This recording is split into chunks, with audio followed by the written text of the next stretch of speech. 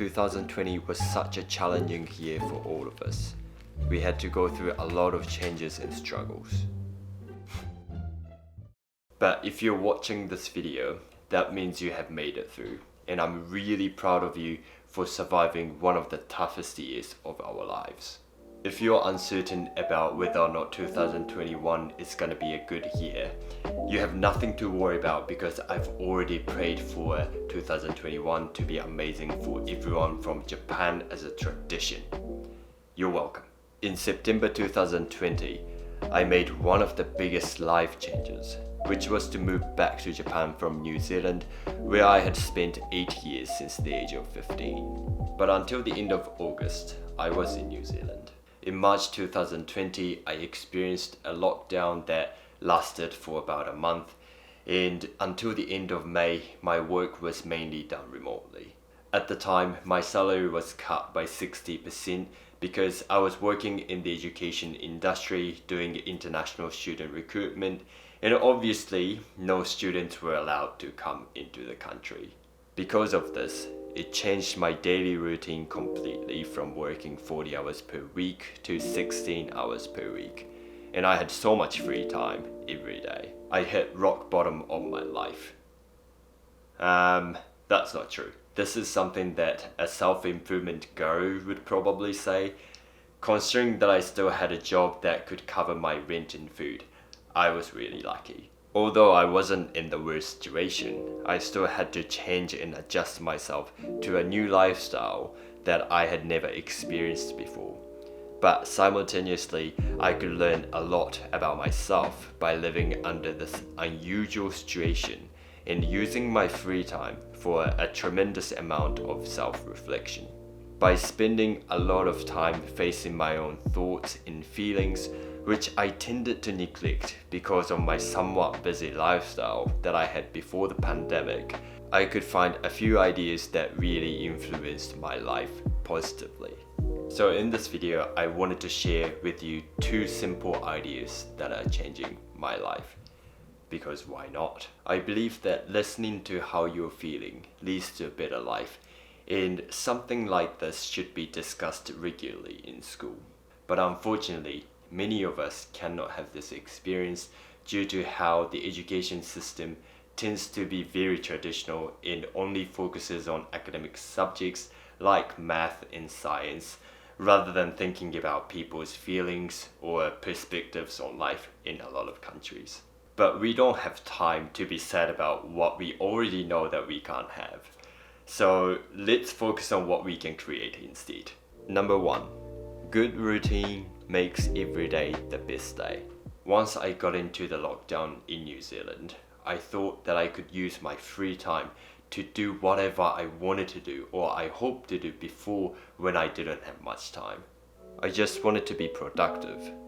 Although I was quite motivated, I ended up spending a lot of time on social media and watching movies for the first few days. I always thought of myself as someone who was motivated to do things no matter what, but I guess it was just an ideal image of myself that I held on to for a long time.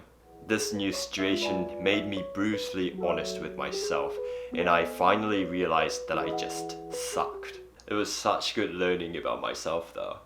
You do not rise to the level of your goals. You fall to the level of your systems. After realizing that my motivation had nothing to do with me being productive, I read this book called Atomic Habits and found this quote that completely changed my life. So instead of thinking about what I wanted to achieve during the lockdown, I created a list of things that I wanted to do every day and made my daily routine out of it. As a result, I was able to stick with my list of things that I wanted to do every day during the lockdown. And those things were very simple, like exercising, reading, cooking delicious food, studying English, and talking to friends and family. This experience was significantly important for me because I gained heaps of confidence that I can adjust myself into different environments and circumstances as long as I have a good routine. Like I told you at the beginning of this video, I recently moved back to Japan and experienced working in Japan for the first time. but this time I could focus on creating my daily routine from the beginning, and because of that, I could smoothly adjust myself to living in Japan. Some of you guys must be thinking like, Sena, you're Japanese though. But trust me on this, living in Japan as an early teenager and coming back to Japan from another country as an adult is so much different. I sometimes feel like I'm a foreigner living in Japan. Number 2, happiness comes from going through hard and challenging times. I used to have the attitude of achieving more and wanting more because I always thought that this was the most common and the best way to be happy. This attitude helped me accomplish a lot in life, but at the same time, I was never able to properly appreciate and feel happy about how much I'd grown because I would rather choose to move on to my next goal. But no matter how many objectives that I achieved, I didn't fully feel content with myself. In 2020, a lot of usual things that I always took for granted were taken away from me all of a sudden. Things that I thought that I would always be able to do, like hanging out with friends, seeing my family and relatives, going to the gym, traveling freely, were restricted. For the first time, I was in the lockdown and felt lost with all the free time that I had. This feeling and experience made me realize that there's no such thing as eternal, and I shouldn't think that things will always be there for me whenever I want it. It also led me to a perspective that happiness is generated through going through hard and challenging times. After finishing the lockdown in New Zealand and everything started to get back to how it used to be, I could appreciate the things that I used to do normally. This feeling is like how we tend not to realize how precious things are until we lose them. It's like experiencing a breakup and you finally realize how much your significant other meant to you after losing them. I felt really happy to get back to my usual routine and appreciated the normal things that I used to be able to do that I used to take for granted all the time. I believe we expand our perspectives when we experience hardships, and for this reason, I try my best to choose hard things rather than easy things when it comes to facing opportunities every day.